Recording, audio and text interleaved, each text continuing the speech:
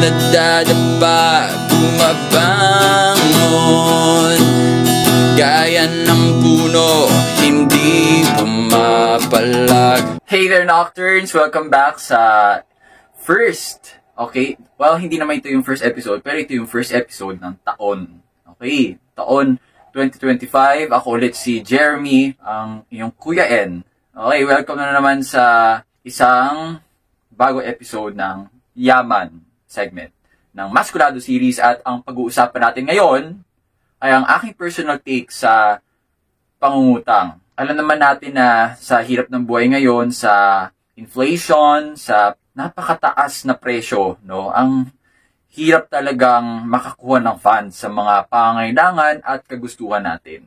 Okay, hindi na ako magrarant tungkol sa pagkakaiba ng dalawa, pero pwede natin i-reserve yan sa susunod na episode. Going back sa pangangailangan, dahil napakahirap na makalikom ng funds, humahantong sa pangungutang ang ating mga desisyon. Okay, una sa lahat, masama ba ang mangutang? The answer is no. Isa pang sagot, yes. Okay, paano naging masama ang pangungutang?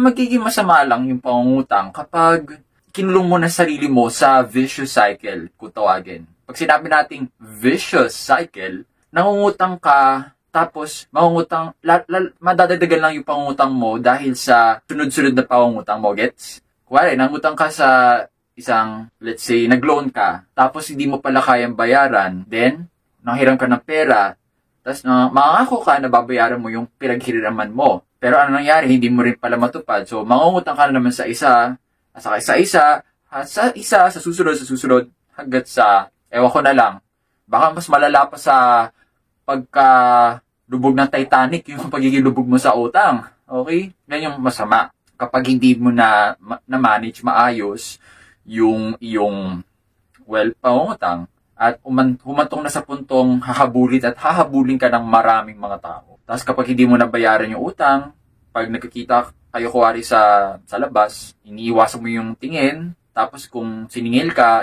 magagalit ka. Doon lang sa mga sitwasyong masasabi kong hindi maganda ang pangungutang. Pero, yung sa yes na sagot, yes, maganda na may ganun tayong sistema. Ako nga, panay gamit ng credit card. Kaya ako nababayaran yung malalaking gastusin ko, like tuition, loan, housing loan, saka yung iba ko pang mga utilities, mas lalo na may condo na ako, may property. Kaya, masasabi ko na sa case ko, kapag yung pangungutang ko, hindi na ako mahantong sa mangungutang ako at mangungutang sa panibagong source na nagiging parang nagiging domino effect, no? Yung utang mo, mga anak ng panibago utang, yan yung hindi ko nilagay yung sarili ko.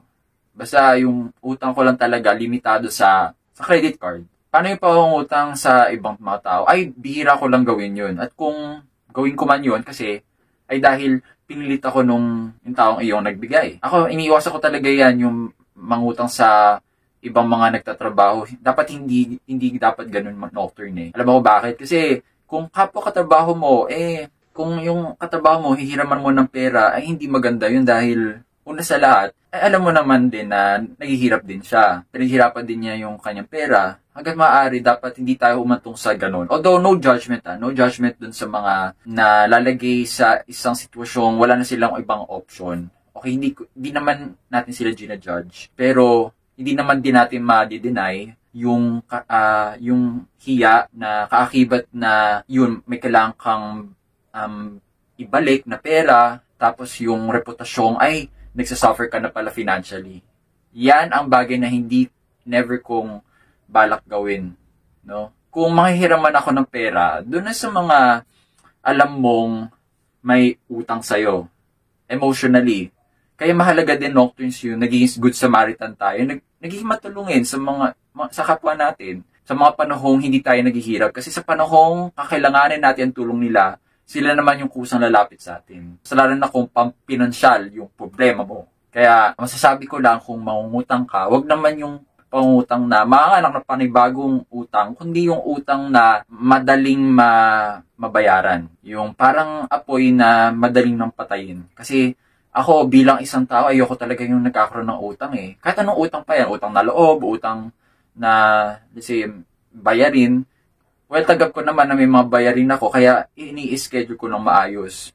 Sa aking, magdalabing-2 taon ng pagtatrabaho, ang natutuhan ko, huwag kang magkaroon ng utang masyado. Isa ito sa mga, siguro, naging technique ko para maging, magkaroon ng malaking ipon. Yung hindi pagkakaroon ng mga utang na pampinansyal.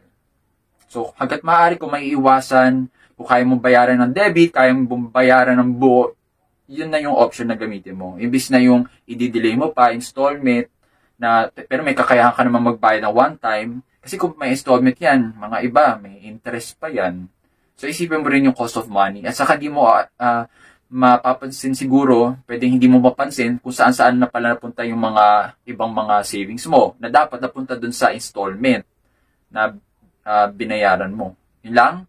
Yan yung aking take tungkol sa pangungutang. Kung nagustuhan mo ang video na ito, i-like mo lang, i-share mo sa inyong family and friends na may financial struggles. At saka, mag-comment ka na kung may mga katanungan ka, kung may mga disagreement, kung gusto mo i-challenge yung mga ibang sinabi ko, feel free. Okay? So, hanggang sa susunod na episode, panatilihin ang iyong tikas. Nagdadapa, bumabangon,